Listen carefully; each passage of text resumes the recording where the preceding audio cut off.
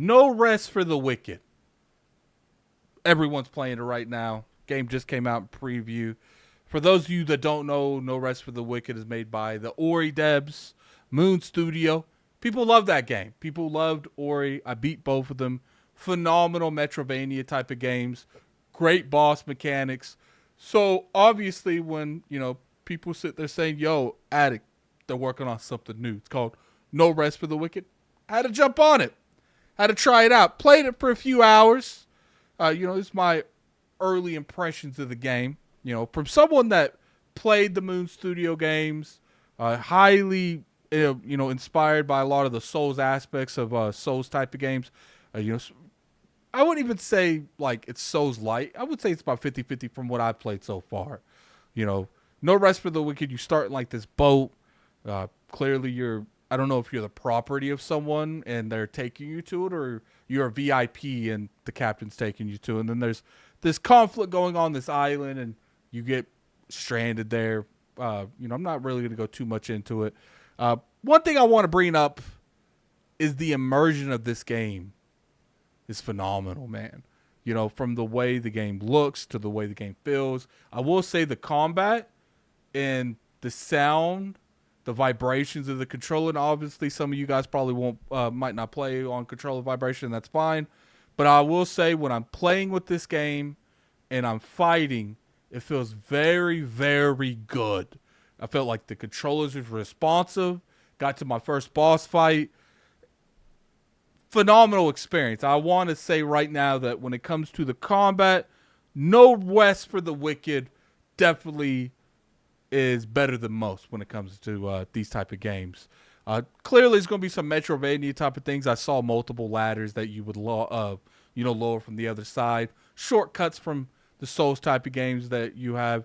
There are these little shrine things that you can, I don't know, teleport to yet. But I do know that when you get to them, if you die, you spawn back on them.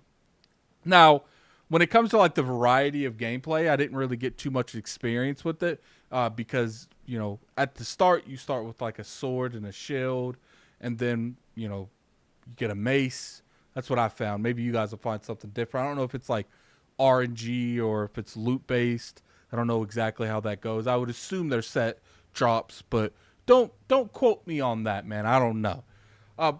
No Rest for the Wicked, I feel is going to be a phenomenal game. I do. I think that this is a new game early when it comes to Steam. You can jump in there and play this, their preview program. I don't know what it's called. Steam Early Access, I think. I'm actually a fan of this.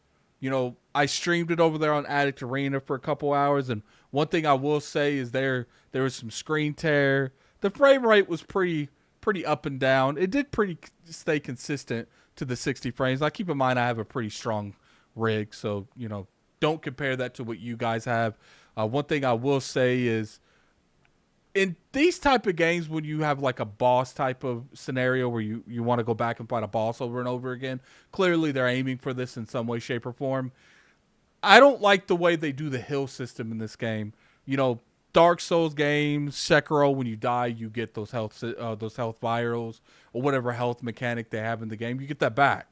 On No Rest for the Wicked, it's actually kind of got like a food scenario going, where you'll cook food, and it will give you a variety of different attributes and boosts. But the thing that I can really like criticize the most is when you fight these bosses.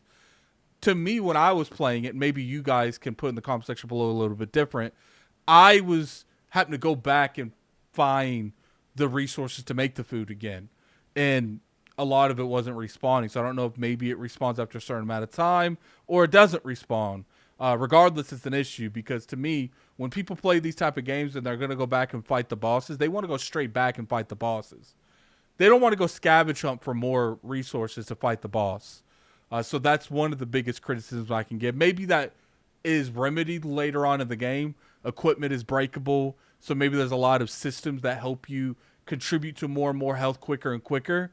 Or maybe they give you potions in general further on in the game. One thing I will say is I felt like they should have did a better job on explaining some of the opening tutorials. They did give you a decent amount of tutorials, but I felt like they should have gave it a little bit more upheld detail when it comes to that. Overall, I think No Rest for the Wicked is going to be a phenomenal game, especially if they build it with the community. We saw this practice be used on games like Baldur's Gate 3, which is a game of the year. So obviously it works to some degree. Now I don't know if they're going to do any huge overhaul improvements like Borderlands, but not Borderlands, Baldur's Gate 3, but I do think that this is the way to make games these days. You go in there, you put it in an early access, give the people that are there for you ride and die day one, give them a dip discount, maybe half off, let them help you make the game, and then when the game comes out, charge full retail price for it. I think that's a good way of doing things, and I think No Rest for the Wicked definitely is, tip my hat off to them for that, because I feel like a lot of developers don't take advantage of the vast majority of gamers out there that will help you troubleshoot stuff.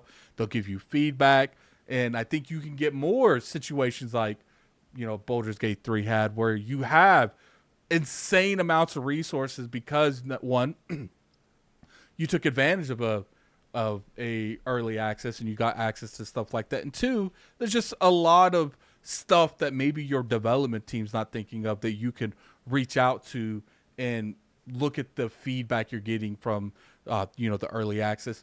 Overall, I think it's a phenomenal experience so far. Like I said, couple little nitpicks here and there, nothing serious. One of the biggest things I say is immersion. Immersion is on point. Gameplay is on point. The story was actually well told from the point I got to it.